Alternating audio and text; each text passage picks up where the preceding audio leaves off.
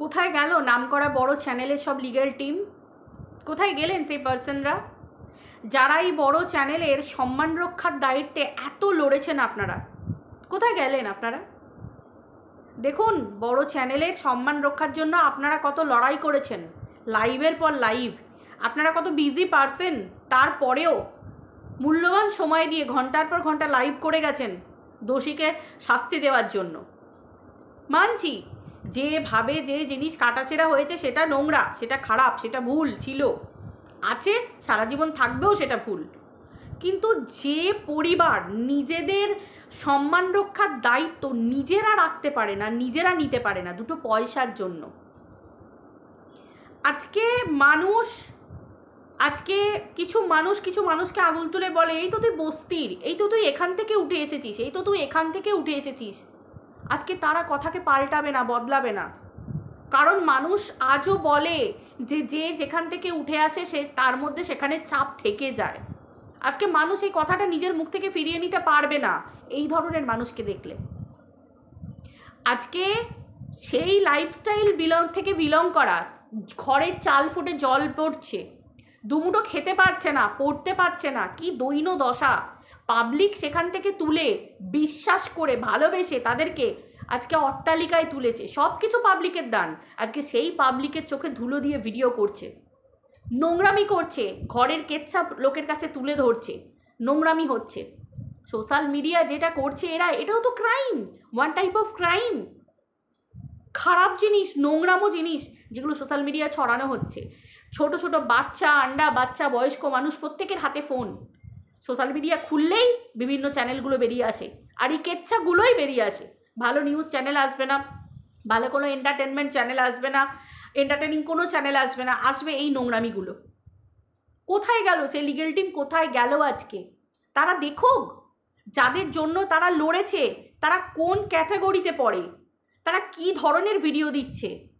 মানছি যে তাদের সাথে একটা খারাপ হয়েছে, তাদের সাথে একটা খারাপ জিনিস হয়েছে, বাইরের লোক তাদের রেপুটেশনে হাত দিয়েছে, কিন্তু আজকে তো তারা নিজেরা তাদের রেপুটেশনের ধাজিয়া উড়িয়ে দিচ্ছে, নিজের পরিবারের সম্মান বিক্রি করছে, নিজের সূক্ষ্ম সম্পর্কগুলো। আজকে শাশুড়ি মায়ের মানে ভাবতে পারা যায় এই নোংরামিটা? ভাবতে পারা যায়? আজকালকার দিনে মা বাবা এদেরকে মানে ভগবানের সমান করে বাড়িতে রাখা হয়, সেই জায়গায় যে নোংরামিটা আজকে ভিডিওর মাধ্যমে দেখানো হলো, শাড়ি, জিনিসপত্র, সব জিনিসপত্র ঘর থেকে বার করে দিচ্ছে মায়ের সামনে। মানে ভাবতে পারা যায় এই নোংরামিগুলো? জিনিসপত্র বার করে দিচ্ছে তার সন্তানকে নিয়ে, কেউ নিয়ে। এগুলো একটা কন্টেন্ট, এগুলো একটা স্ক্রিপ্ট, যেটা থেকে রীতিমতো এই নাটকটা চলছে। এগুলো পাবলিক দেখছে না? এগুলো ক্ষতিগ্রস্ত হচ্ছে না সমাজ? এই নোংরামিটা পাবলিককে ক্ষতি করছে না, সমাজকে ক্ষতিগ্রস্ত করছে না? আজকে কে বিচার করবে? এই বড় চ্যানেলের লিগ্যাল টিম আজকে কি বিচার করবে? তারা আজকের দিনে দাঁড়িয়ে কি উত্তর দেবে? যে যারা নিজেদের রেপুটেশন, নিজেদের মান সম্মান, নিজেদের বন্ডিং ধরে রাখতে পারলো না। হয় এটা সত্যি, আর না হলে এটা নাটক। দুটোর মধ্যে যে কোনো একটা হবে। আজকে তো পরিষ্কার বোঝা গেল নাটক।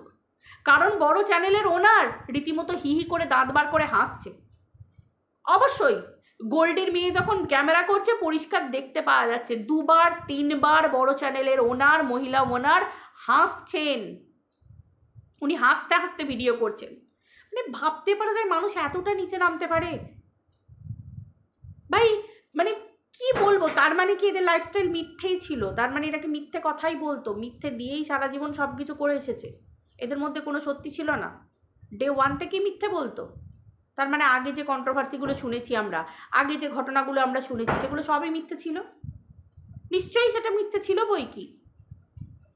যদি না মিথ্যে থাকতো তাহলে আজকে যে ঘটনাগুলো ঘটছে, যে এদের বন্ডিং এত ঠুনকো, এদের বন্ডিং এত নীচ, এত ছোট লোক বন্ডিং। মানে বাড়ির মেয়ে বাড়িতে এসে বাপের বাড়িতে থাকতে পারবে না। স্ক্রিপ্টে কি লেখা হচ্ছে? বাড়ির মেয়ে বাড়িতে এসে, আজকের সমাজে 2025-এর পা দিয়ে দাঁড়িয়ে, বাড়ির মেয়ে বাড়িতে এসে, অত বড় দোতলা বাড়ি, সে বাড়ির নিচে তলায় তার মেয়ে থাকতে পারবে না, বাড়ির মেয়ে থাকতে পারবে না। যদি থাকতে হয় তার জন্য তাকে ঘর থেকে তাড়িয়ে দেওয়া হচ্ছে। মানে স্ক্রিপ্টে এগুলো লেখা। মানে দজ্জাল বৌদি, দজ্জাল ভাজ, দজ্জাল ভাই, দজ্জাল শাশুড়ি, দজ্জাল ননদ, মানে নাম দেয়া হচ্ছে। মানে এরম তো বোধহয় যাত্রাপালাতেও দেখানো হয় না, কোনো থিয়েটারেও এরকম ধরনের কিছু ঘটনা ঘটে না, সিনেমা মুভি কিছু দেখায় না। আজকাল যে স্টোরিগুলো থাকে বিভিন্ন পারপাসে, স্টোরিগুলোও যথেষ্ট মানে সংবেদনশীল হয় এবং যথেষ্ট একটা মানে কি বলবো, একটা তবু একটা সূক্ষ্ম বন্ডিং থাকে, দয়া মায়া মমতা থাকে।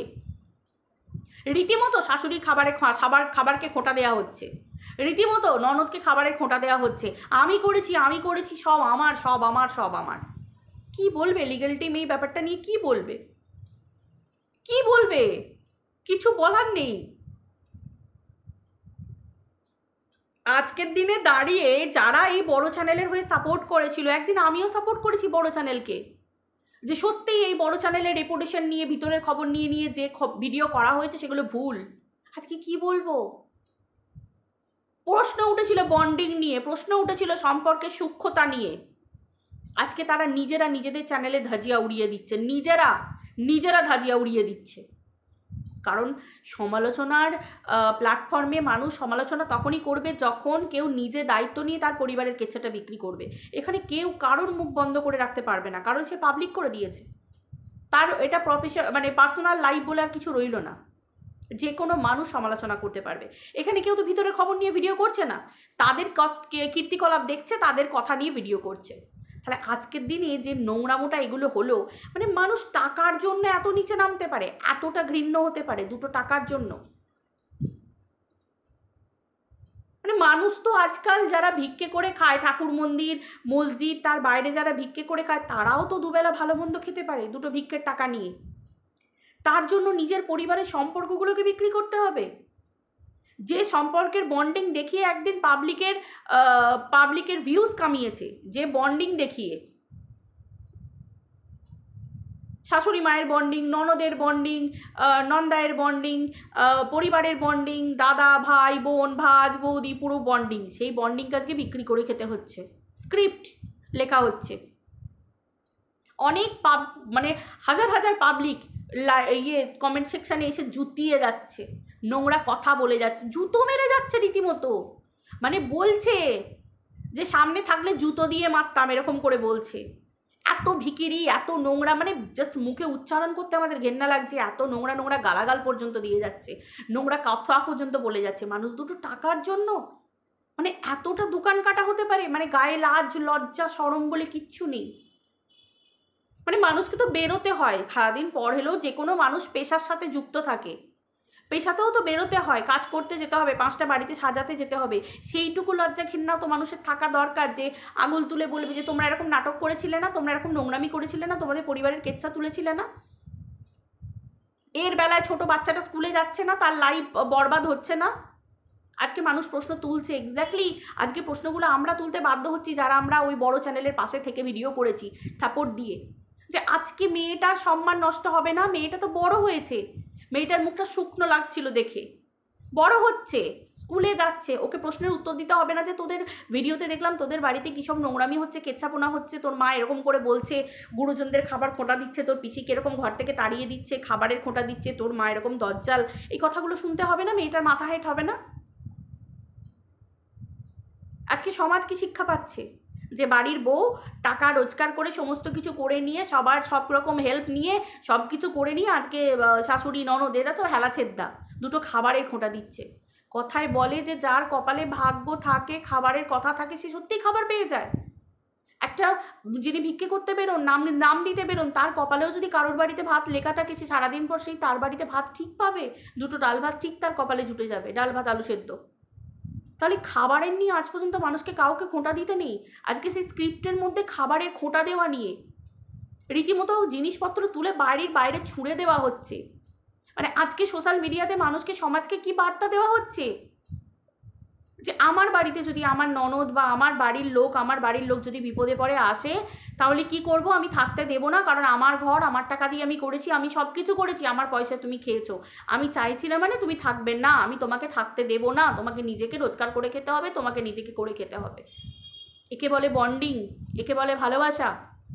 আর আগে যে বন্ডিংগুলো দেখানো হয়েছিল পাবলিককে মোল্ড করার জন্য, তার মানে সেগুলো সব ভাওতাবাজি বন্ডিং ছিল, সব ঢপের বন্ডিং ছিল, সব মিথ্যে বন্ডিং ছিল।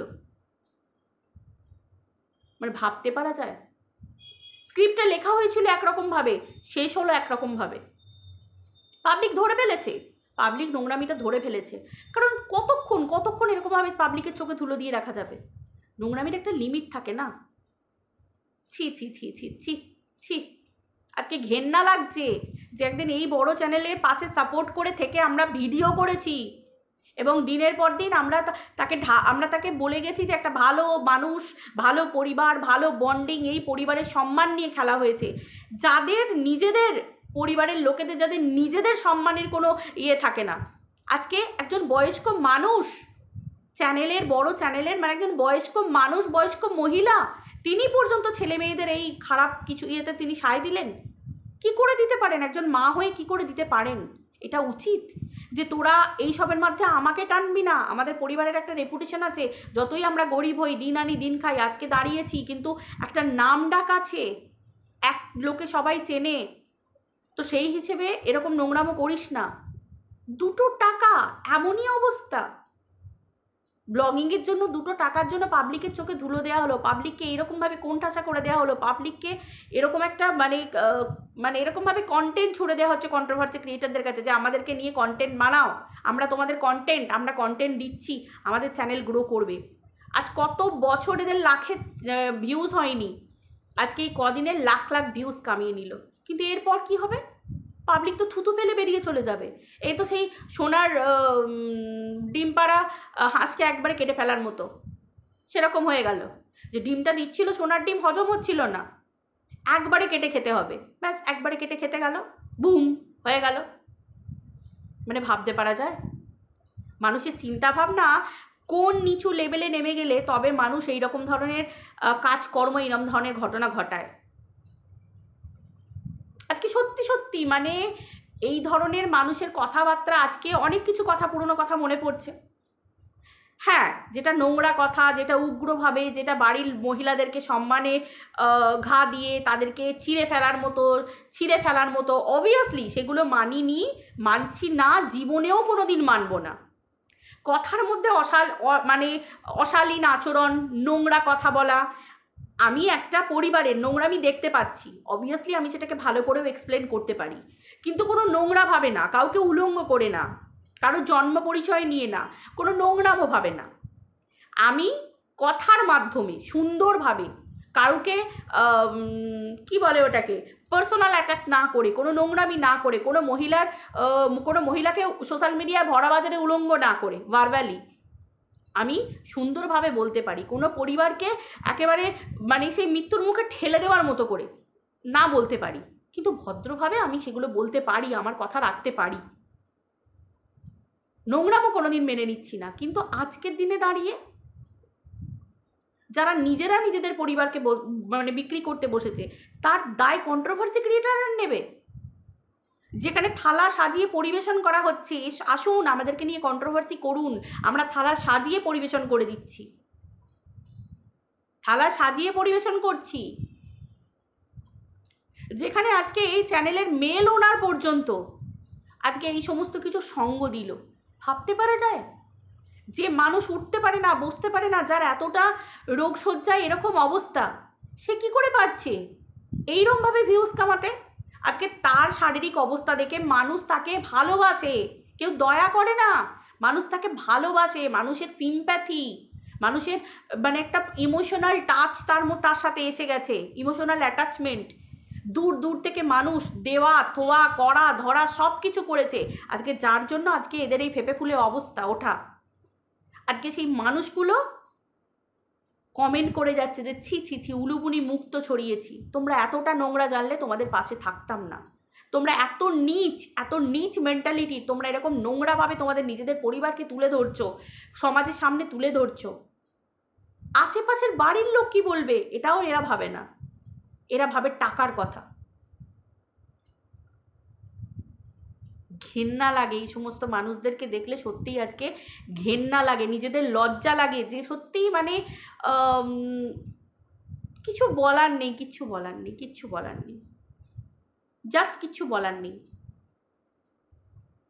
যে যার গুণ, যে যার রং ঠিক টাইমে দেখিয়েই দিচ্ছে, এখানের মানুষের কিছু বলার নেই। এরপর কাকে ভালো কাকে খারাপ বলবে সবাই তো একই অবস্থা, কাকে ভালো কাকে খারাপ বলবে?